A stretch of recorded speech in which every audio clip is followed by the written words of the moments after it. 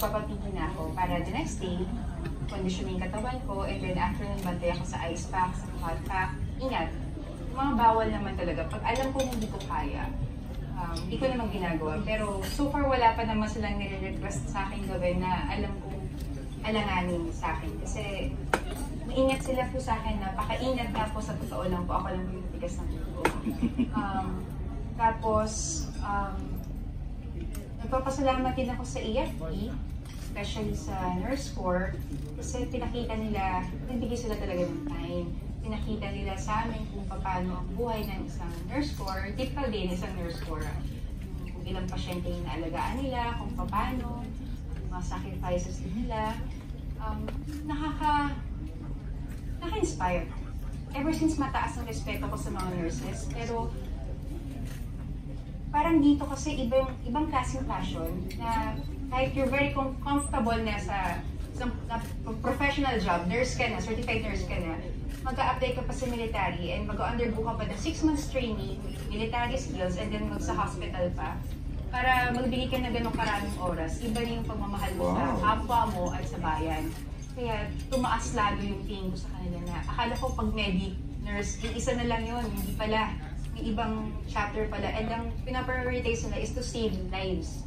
Then, fight or ganyan. They know how. Pero ang priority nila is iligtas ko kung sino man yung kinangailangan that time. Yung critical, yung nag-aago buhay sa zone mismo. Thank you. And last, dun sa isang IG post mo kasi, it's about parang rising from, parang naging down ka. Ano yung naging mindset mo during those times na feeling mo na down? Pag down ka kasi, down ka talaga. Sad ka, disappointed ka sa sarili mo.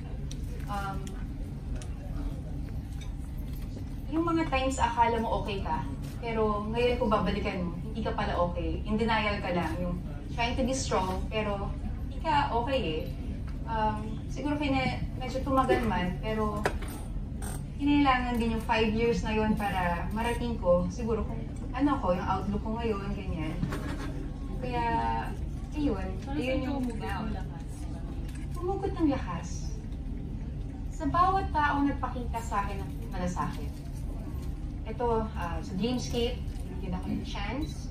Again, sa mga boss ko, si Lacory, Stefus, especially si Sir Carlo na inausap ako, tinanong kung anong gusto ko, pinayagan mag-resign.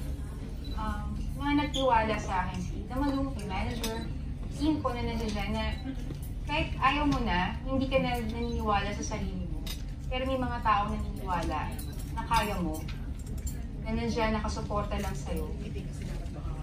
Talagang mabubuhayin ka ng loob eh. So, dahil sa kanila, nandito ako. Dahil sa mga taong patuloy na sumusuporta sa akin. Dahil sa inyo na naniniwala sa akin, nandito po ako. Kaya, pili ko utang ko po ito ngayon sa inyo. Kaya may utang sa kaibigan. Hindi naninig mabait lang yung kaibigan natin. Medyo, kind of bigat-bigat na naiit ako ha. First time ko kasi narinig yun, yung revelation na gano'n. Hindi namin alam yun. Wala naman yung magtatanong sa akin. Hindi ko alam na you went through, diba? Go A. Yes, partner. We'd also like to greet Bernard sa Hi Bernard!